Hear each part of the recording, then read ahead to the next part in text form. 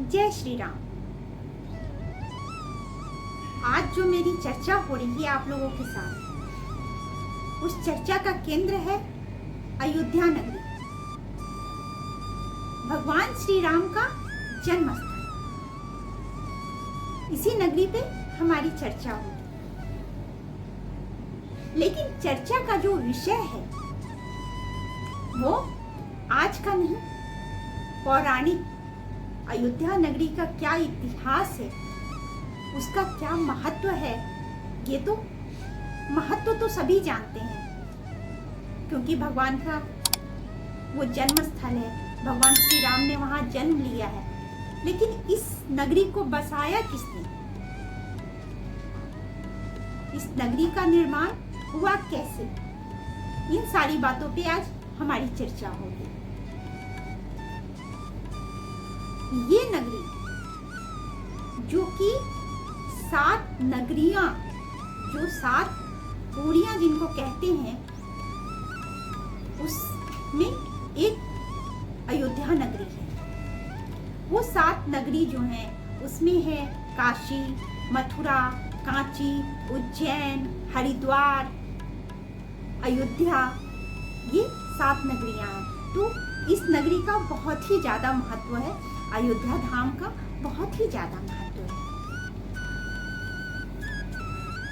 स्कंद पुराण में भगवान शिव ने स्वयं इस नगरी के महत्व को माता पार्वती से बताया है। माता पार्वती को बताते हुए उन्होंने कहा है कि ये नगरी मेरे मस्तक पे, यानी भोलेनाथ के मस्तक पे टिकी हुई है।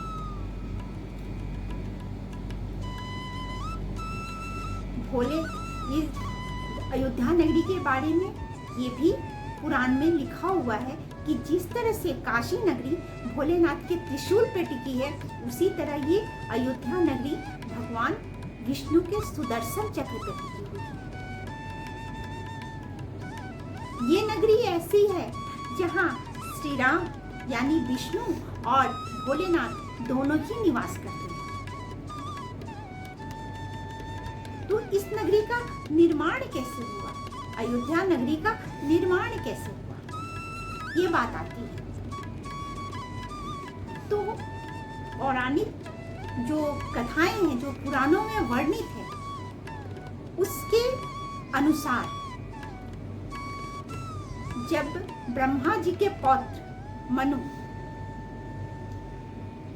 वो एक नगरी को बसाना चाहते थे, वो चाहते थे कि ये नगरी बसाएं जो कि बहुत ही प्रतापी थी, जो बहुत ही प्रभावशाली थी। तो उन्होंने ब्रह्मा जी से प्रार्थना की कि पितामह, आप मुझे कोई ऐसी नगरी बसाने के लिए जगह बताइए जहां मैं एक पुण्य नगरी को बसा सकूं, जहां जाने के बाद लोगों के पाप कट जाए, जहां जाने के बाद लोगों को मोक्ष की प्राप्ति हो, जहां जाने के बाद लोगों की सारी मनोकामनाएं पूर्ण हो, ऐसी नगरी का मैं निर्माण करना चाहता हूँ। तो भगवान ब्रह्मा ने कहा कि इसके बारे में तो आपको भगवान विष्णु ही बताएंगे। सब पहुंची, मनु भगवान विष्णु के पास पहुंचे और उन्होंने कहा कि प्रभु, मैं ऐसी नगरी बसाना चाहता हूँ। भगवान विष्णु ने उन्हें बोला कि आप विश्वकर्मा जी के पास जाइए और वो आपको उस नगरी के बारे में बताएंगे। विश्वकर्मा जी ने इस जगह की खोज की। क्यों? क्योंकि भगवान विष्णु का यहाँ पे निवास है। सरयुग नदी के किनारे महर्षि वशिष्ठ ने जगह बताया कि इस जगह पे निर्माण होगा और भगवान विष्णु के प्रभाव से, भगवान विष्णु के आशीर्वाद से वहां मनु ने अयोध्या नगरी बसाई। लेकिन उस समय अयोध्या नगरी नाम नहीं था, इस नगरी का नाम अयोध्या नहीं था। सभी जानते हैं कि भगवान विष्णु का जो लोक होता है उसे साकेत धाम कहते हैं। साकेत धाम और यही नाम पुराणों में अयोध्या नगरी का रखा गया था, साकेत धाम, जहाँ जाने के बाद सभी फलों की प्राप्ति होती है और मोक्ष की प्राप्ति हो जाती है। मनु के 10 पुत्र हुए और उन 10 पुत्रों में इक्ष्वाकु जो सबसे प्रतापी थी, उनका वंश आगे बढ़ा था और उसी इक्ष्वाकु वंश में भगवान राम का जन्म हुआ और वो भगवान राम जो स्वयं विष्णु के अवतार हैं। क्योंकि साकेत धाम अयोध्या जो है वो साकेत धाम है और वहां भगवान विष्णु का निवास तो हो नहीं है। तो उन्होंने जो जन्म के लिए, जो अवतार के लिए जगह चुना था, वो अवधि नगरी को, अयोध्या नगरी को, जो साकेत धाम के नाम से भी जाना जाता है और महाराज दशरथ के समय वो कौशल जनपद के नाम से भी जाना जाता था, वहां जन्म लिया। तो इस तरह से भगवान राम का जन्म अयोध्या में हुआ और अयोध्या नगरी जो है इतनी महत्वपूर्ण हो गई कि आज भी जो है, आज अयोध्या नगरी के महत्व को सभी जानते हैं, सभी समझते हैं। अब बात आती है कि भगवान शिव वहां कैसे निवास करते हैं, भगवान शिव का क्या निवास करने की क्या कथा है। तो उसके बारे में है जो पुराणों में लिखा हुआ है कि एक बार राम की पैड़ी, जिसे अयोध्या नगरी का स्वर्ग द्वार भी कहा जाता है, वहां कुश, भगवान राम के पुत्र कुश स्नान कर रहे थे और स्नान करते समय उनका बाजूबंद खुल करके, टूट करके उस नदी में, सरयू नदी में गिर पड़ा और नदी के रास्ते से वो नागलोक पहुंच गया। नागलोक पहुंचने पे वहां की जो नाग राजकुमारी थी, उन्होंने उस बाजूबंद को देखा और अपने पास रख लिया। कुमुदनी नाम था उस नाग कन्या का, कुमुदनी। जब कुश को ये पता चला कि नाग कन्या के पास उनका बाजूबंद है और उन्होंने उन्हें वापस नहीं किया, तो क्रोधित होकर के उन्होंने श्राप दिया सारे नागों को कि नागलोक नष्ट हो जाए। तब जो नाग राजा थे कुमुदनी के पिता, उन्होंने भगवान शिव की तपस्या की और तपस्या करके उन्हें प्रसन्न किया। तब भगवान शिव चलकर आए वहां। उन्होंने कुश को समझाया तो कुश मान गए और उन्होंने श्राप वापस ले लिया। उसके बाद ये कार्य संपन्न हुआ भोलेनाथ का और भोलेनाथ अपने लोग जाने लगे। तो कुश ने कहा कि आप यहीं निवास कर जाइए, आप यहीं रह जाइए। भोलेनाथ ठहरे औगरदानी, भोलेनाथ किसी की बात को काटते नहीं है। उन्होंने वहीं निवास करने का निर्णय लिया और वहां निवास करने लगे।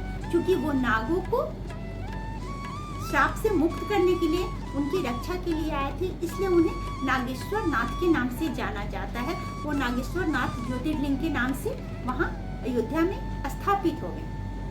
तो अयोध्या जो भगवान विष्णु के सुदर्शन चक्र पर स्थित है, जो भोलेनाथ के मस्तक पर स्थित है। सोचिए उस नगरी के महत्व को, जहाँ स्वयं भगवान विष्णु ने अवतार लिया।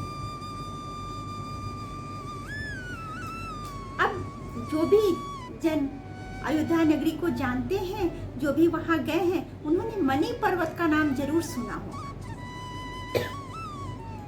मणि पर्वत, उसके बारे में क्या है? ये क्या है मणि पर्वत? तो जो पुराणों में लिखा हुआ है, जो पुराणों में कथा है, उसके अनुसार जब माता सीता का विवाह हुआ श्री राम से, तो उन्हें इतनी मणिकाएं मिली कि वो राजमहल में आया ही नहीं। इतना ज्यादा हो गया कि वो पूरे राजमहल में जगह ही नहीं बची कि उनको रखा जाए, और इसलिए वो सारी मणिकाओं को वहां रखा गया और वहां एक पहाड़ बन गया, एक पर्वत बन गया और वही मणि पर्वत के नाम से जाना जाता है, जहाँ माना गया है, जहाँ कहा गया है कि भगवान श्री राम माता सीता को लेकर के सैर के लिए जाते थे, आमोद प्रमोद के लिए जाते थे, वहाँ स्वयं अपने हाथों से माता सीता को झूला झूलाते थे। इसलिए प्रतिवर्ष वहाँ झूलन का भी आयोजन होता है। अब हनुमानगढ़ी कैसे बच सकता है? उसकी चर्चा ना हो, अयोध्या नगरी की चर्चा हो और हनुमानगढ़ी की चर्चा ना हो, ये तो संभव नहीं है। तो ये हनुमानगढ़ी कैसे? तो जैसा सब भी जानते हैं, रामायण में, रामचरितमानस में, पुराणों में, कथाओं में, सभी जगह ये जानते हैं कि हमारे हनुमान जी भगवान श्री राम के अनन्य सेवक, जिन्होंने जब से वो उन्हें मिले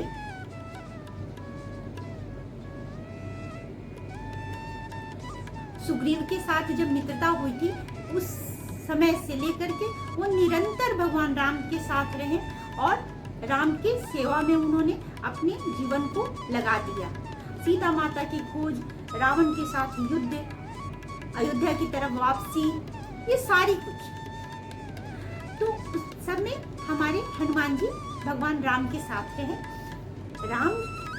भगवान राम हनुमान जी से इतने प्रसन्न थे, उनकी भक्ति से, उनकी सेवकाई से, उनकी जो उनका समर्पण है राम जी के प्रति, जो हनुमान जी का समर्पण है, उससे प्रभु राम इतने प्रभावित, इतने खुश, इतने प्रसन्न और इतने ज़्यादा उनके साथ आत्मीयता महसूस करते हैं कि उन्होंने भगवान हनुमान को, उन्होंने हनुमान जी को राजप्रसाद, अयोध्या का जो राजप्रसाद है, उसका आग्नेय कोण की रखवाली की जिम्मेदारी दे दी कि अब आप इस राजप्रसाद के आग्नेय कोण की जिम्मेदारी आप संभालोगे, उसकी देखभाल आप करोगे।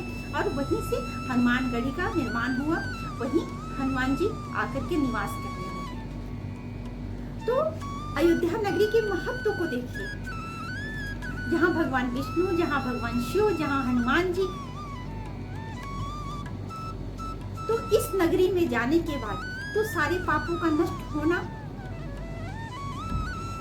तय है, सारे सुखों की प्राप्ति होना तय है, मोक्ष की प्राप्ति होना तय है। तो ये है अयोध्या नगरी का इतिहास, ये है अयोध्या नगरी का महत्व, ये है अयोध्या नगरी का पौराणिक, पुराणों में जो वर्णित है उसकी चर्चा, उसकी कथा। तो जाइए साकेत धाम, वहाँ का भ्रमण कीजिए, प्रभु श्री राम के दर्शन कीजिए, भोलेनाथ के दर्शन कीजिए, हनुमान जी के दर्शन कीजिए। और इसके साथ ही आज की जो ये चर्चा है, आज की जो ये कथा है, उसे विश्राम देते हैं। और आज आनंद में रहिए, भगवान स्वस्थ रखिए, सकुशल रखिए, खुश रहिए, प्रसन्न रहिए। चैनल को सब्सक्राइब कीजिए, लाइक कीजिए, शेयर कीजिए और अपने अनुभव, अपनी सुझाव जरूर लिखिए। और इसके साथ ही आज की ये चर्चा हमारी समाप्त होती है, आगे चर्चाएं जारी रहेगी। जय श्री राम।